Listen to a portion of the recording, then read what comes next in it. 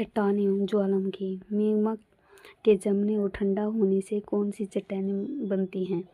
यह आग्नेय चट्टानें, यानी कि जब जब ज्वालामुखी से मैग्मा निकलता है और ऊपर आकर के वो ठंडा हो जाता है तो उस जो ठोस शैल बनती है उसे आग्नेय शैल कहा जाता है, जिसकी रचना धरातल के नीचे तप्त तरल चट्टानी पदार्थ मैग्मा के सतह के ऊपर आकर लावा के प्रवाह के रूप में निकलता है और सतह के ऊपर ठंडा होकर ठोस बन जाता है तो उसे आग्नेय चट्टान कहा जाता है। भारत में स्थित एकमात्र निश्चित रूप से सक्रिय ज्वालामुखी बेरन द्वीप ज्वालामुखी अंडमान निकोबार द्वीप समूह में लगभग 138 किलोमीटर के पूर्व में यह है। अंडमान निकोबार के पोर्ट ब्लेयर में स्थित है। बेरन द्वीप अंडमान निकोबार द्वीप समूह के पोर्ट ब्लेयर में स्थित है। 138 किलोमीटर पूर्व में यह अंडमान सागर में स्थित है और यह भारतीय क्षेत्र का सबसे एकमात्र सक्रिय ज्वालामुखी है। निम्नलिखित में से कौन सा कायांतरित चट्टानों का उदाहरण नहीं है? कायांतरित में शिस्ट नहीं आएगा। शिस्ट, नाइस और कार्टजाइट ये सभी कायांतरित चट्टानें हैं। ग्रेनाइट है, ये आग्नेय चट्टान का उदाहरण है और इसका निर्माण बेसाल्ट, ग्रेनाइट, बलुआ पत्थर, कंग्लोमरेट से होता है।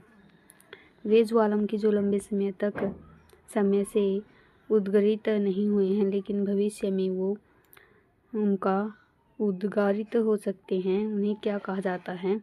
यानी कि वो प्रक्षुब्ध हैं, यानी अभी तो सोए हुए हैं लेकिन आने वाले समय में उनके अंदर विस्फोट होने की संभावना बनी रहती है।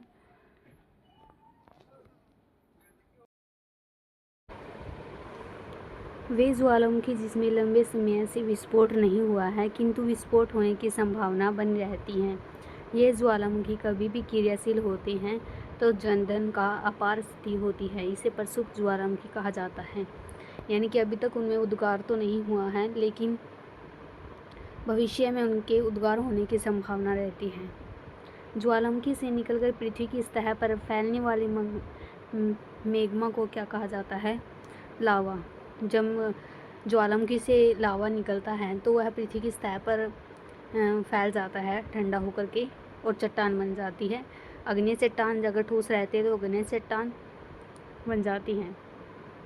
ज्वालामुखी से निकलकर पृथ्वी की सतह पर जो मैग्मा फैलता है उसे लावा कहा जाता है। यह चिपचिपा पदार्थ होता है। इसमें अम्ल प्रधान लावा पीला, हल्का, सापेक्षित गाढ़ा होता है। निम्नलिखित में से कौन सी एक अवसादी चट्टान नहीं है? इसमें बलुआ पत्थर भी चट्टान है और सेल भी, मृत्तिका भी, लेकिन ग्रेनाइट अवसादी चट्टान नहीं है। जो ग्रेनाइट है वो आग्नेय चट्टान का उदाहरण है। बेसाल्ट हो गया, ग्रेनाइट हो गया, ये हैं आग्नेय चट्टानों के उदाहरण। लेकिन बलुआ पत्थर, चूना पत्थर और जो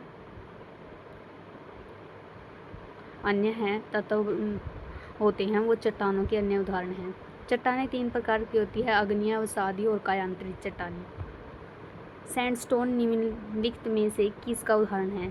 सैंडस्टोन है वो क्या है? तलछटी पत्थर होता है, तलछटी पर बनी होती हैं। ये सैंडस्टोन की एक प्रकार की चट्टान होती हैं जो तलछटी चट्टानें तलछट के कणों, खनिज, चट्टानों के टुकड़े आदि से निर्मित होती हैं। इस प्रकार के बलुआ पत्थर की एक तलछटी चट्टान है। यह ज़्यादातर रेत के कणों से बना है जो कि मध्यम सक्रिय आकार के होते हैं। भूरिवेद्री चट्टानें एक प्रकार की चट्टानें होती हैं। ये आग्नेय प्रकार की चट्टानें होती हैं। जब पृथ्वी की सतह पर निकलने और पिघले हुए लावा जब ठंडे होकर जमने लगता है तो इस प्रकार के उद्भेदन के ज्वालामुखी उद्भेदन कहा जाता है। ऐसी चट्टानें ज्वालामुखी चट्टानें भी कहलाती हैं। निम्नलिखित में से कौन सी कायांतरित चट्टान नहीं है? कायांतरित चट्टान स्लेट हो गई, नीस हो गई, संगमरमर हो गई, और लेकिन चूना पत्थर है वो कायांतरित चट्टान नहीं है बल्कि वह एक चूना पत्थर, बेसाल्ट, ग्रेनाइट ये आग्नेय चट्टान है। जो ताप एवं दाब की रासायनिक क्रियाओं के कारण अग्नीय एवं अवसादी चट्टानों में, जब अग्नीय और अवसादी चट्टानों के कॉम्बिनेशन से मिलती है वो कयांतरित चट्टानें होती हैं और इन्हें कयांतरित चट्टान कहा जाता है। इसमें स्लेट, संगमरमर, नीस आदि। जो चूना पत्थर हो गया वो अवसादी चट्टान है, जो मुख्य रूप से कैल्शियम कार्बोनेट के विभिन्न क्रिस्टलीय रूपों जैसे खनिज कैल्साइट और एग्रोनाइट्स से मिलकर बनी होती हैं। अगर हम देखें तो जो आग्नेय चट्टान ग्रेनाइट है वो आग्नेय चट्टान का उदाहरण है।